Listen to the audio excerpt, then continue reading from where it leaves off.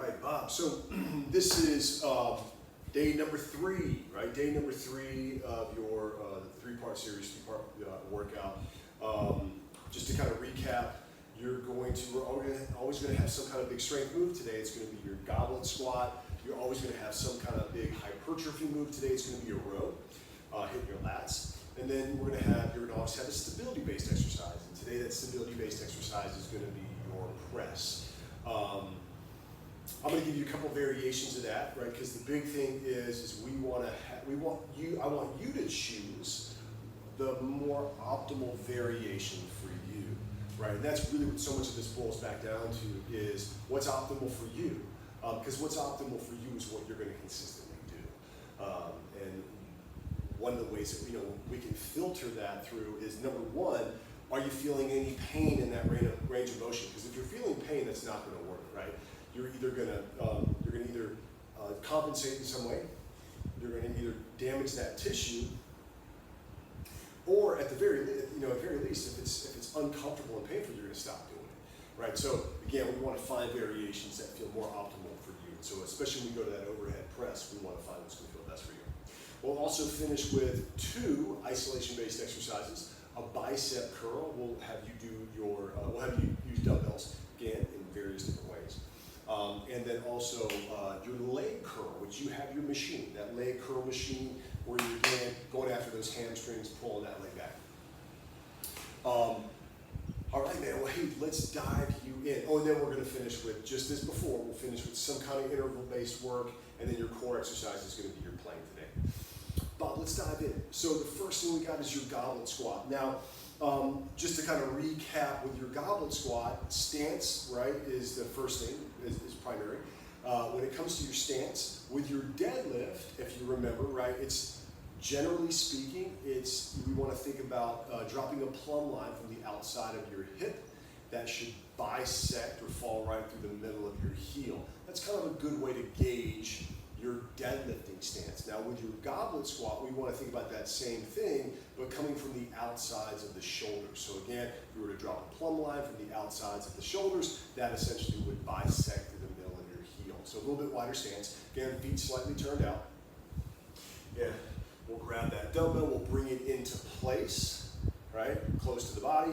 And again, you want to keep this thing pretty close. I like to bring it right against my chest, just under my chin.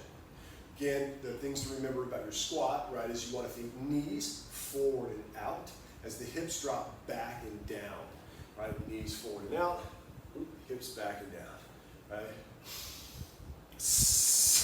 Knees forward and out,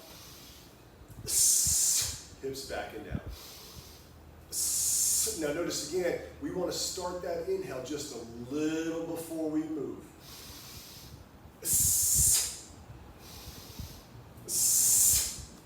Go from the side, again, right, knees forward and out, heels outside shoulder width, feet slightly turned out, knees forward and out, as I drop the hips back and down. Now notice at the bottom of this position, I'm making parallel lines with my torso and my shin. That's what we want, parallel lines, torso and shin. Now, one of the things, if it starts to bother your knee, we can always have you do box squats, like using a bench, that maybe can limit that range of motion just a touch. But once we start passing around 90 degree at that knee joint, we start to require a little bit more stability from both the knees and the hips. So again, this is a way that we can help gauge or potentially limit your range of motion. Now, Bob, just addressing the breathing a bit. Again, we want to start that inhale just a little bit before we descend into the squat, right? Inhaling through the nose. Now, the heavier that dumbbell, right, the lower the reps you do, the more you're going to want more of that rep at the top. So if you got a really heavy dumbbell, maybe you're going to do about 5 repetitions. Nice big inhale first. Descend into your squat. Exhale, drive up, right? Nice big inhale. Descend into the squat. Because you want to create more pressure outward before you begin to descend into that squat. Now, the lighter the weight, the more reps you do, the more aerobic it's going to become. And so again, you're going to want to time that breathing a little bit more, so you want to start that descent a little bit faster. or a little bit sooner, right? So that you can maintain that breathing rhythm and you can complete all of those repetitions. All right, man. Again, obviously if you have any questions, please let me know.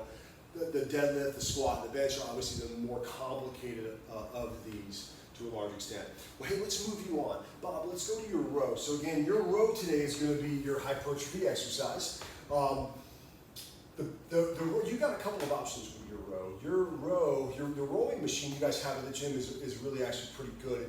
It looks like, and I could be wrong, but based on the video, it looks like it's multi-axes, right? You have, it looks like one at the base and one more towards the wrist. And what those kind of axes, the machines that have multiple axes allow you to move in more of a straight line. And that's really important when you're doing more compound movements. Isolation-based movements are fine with a single axis, but with the compound movements you really want more. You want more of a straight line with that pull. And a lot of times with the rowing machines, they pull kind of in a curved, linear fashion. So the machine looks like it's pretty good. The other thing you can do is you can set up a bench and you can position your cable crossover or functional trainer in a way where you can do your rows just on that, kind of like the way I have it mine set up right now. What I like to do with this is I like to dig my feet into my bench. The bench is pushed up against the machine.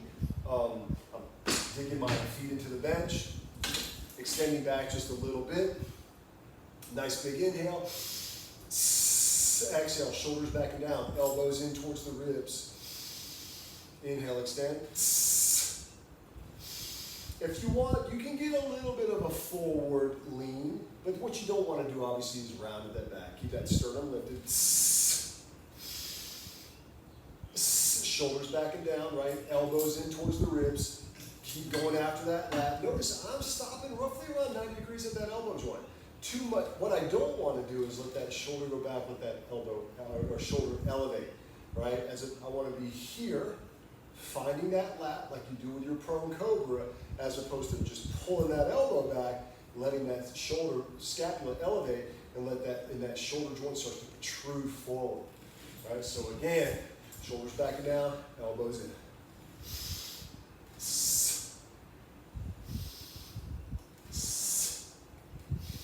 Again, so you have options there.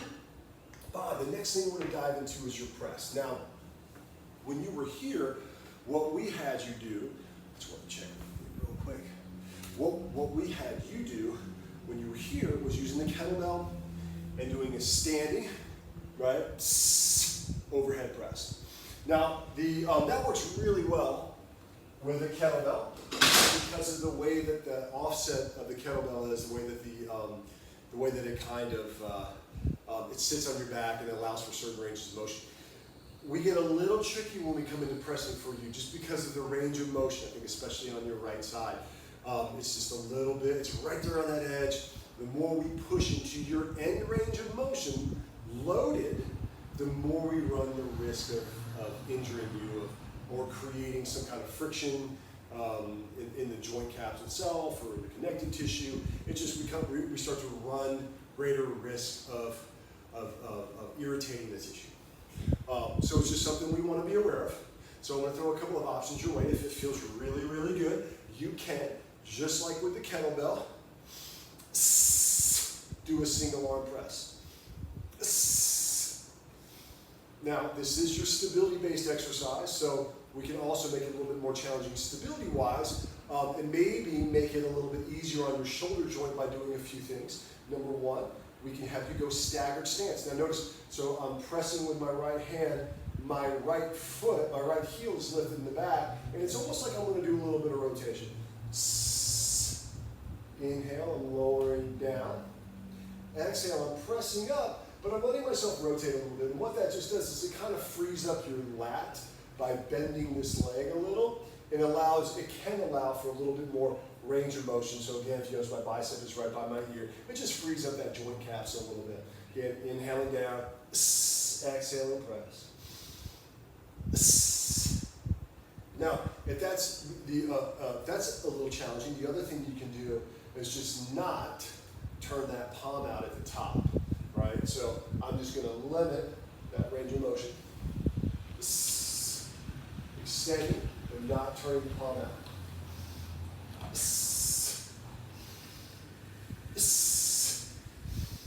The other thing that you can do, Bob, and I like to do these a lot as well. I like to do these with kettlebells often, and kettlebells where you actually kind of hold that bell to where they call it bottoms up position. What we're going to do here is same idea, right? From a half kneeling position, this is a little bit more core based, so a little more challenging, a little bit more stability oriented. Same idea though. And because of the position, it can free up a little bit of motion at that shoulder joint. Again, same thing applies here. I can limit this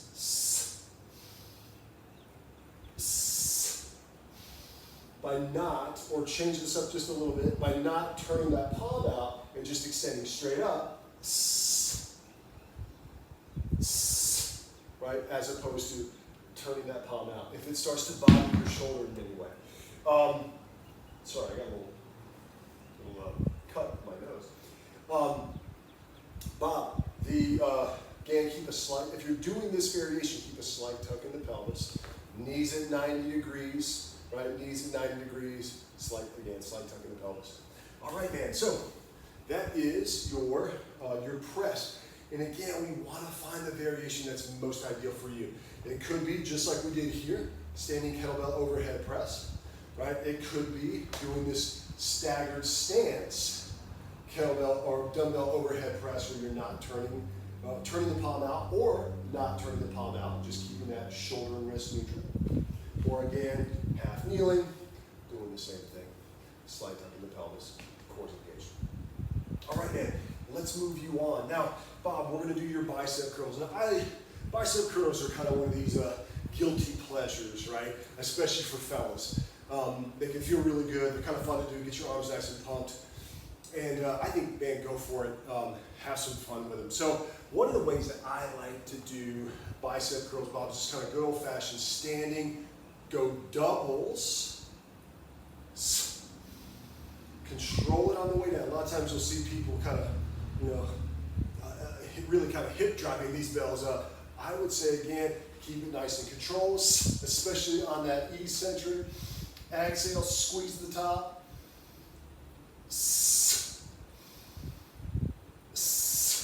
And take it to failure.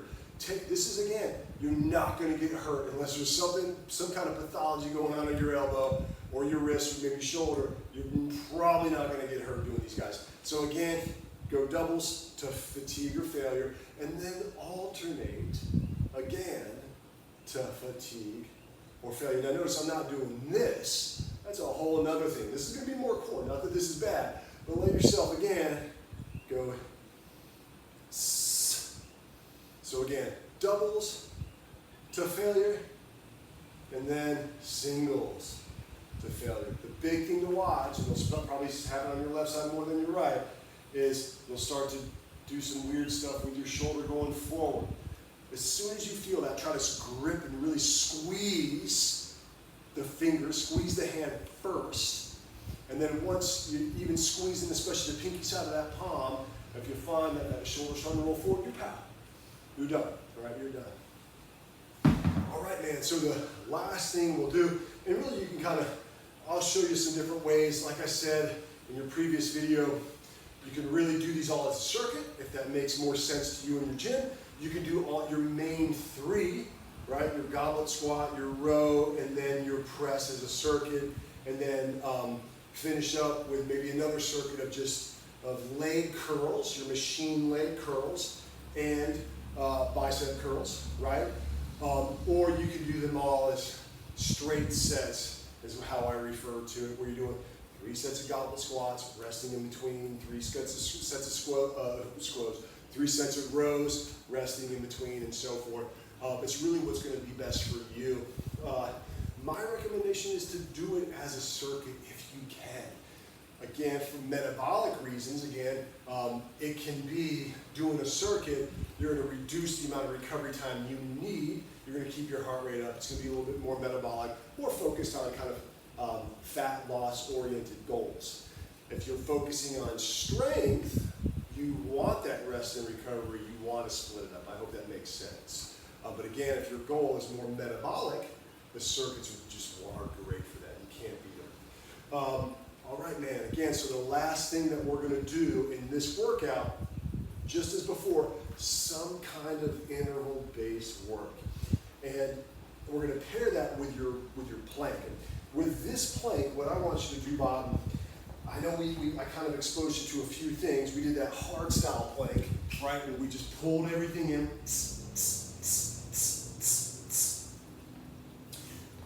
If you're going to play with those, do them in the beginning.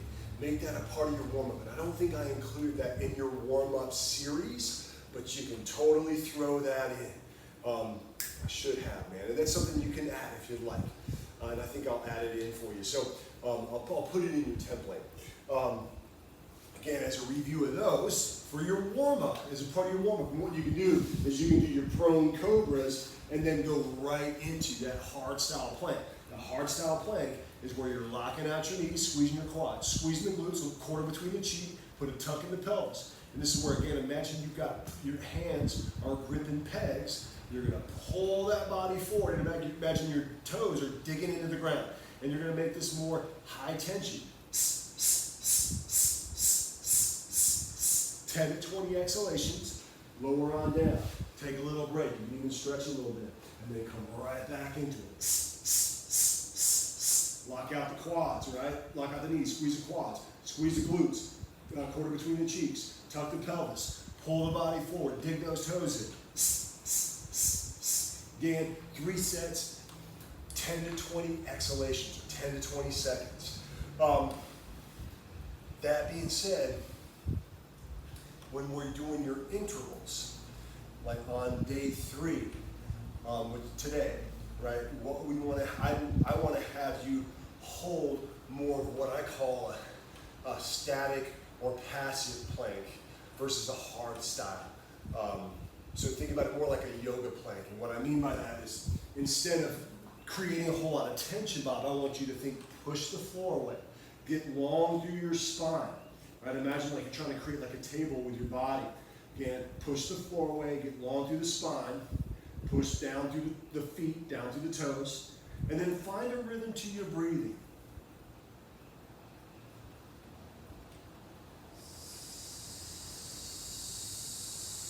See if you can get a nice full inhale in through your nose.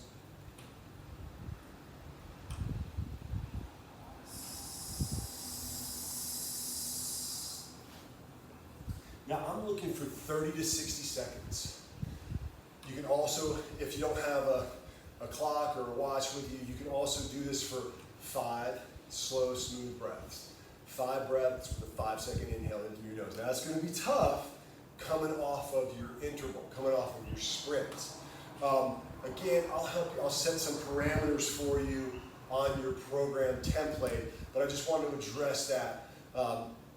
Again, let's do your hard style plank as a part of your warm-up.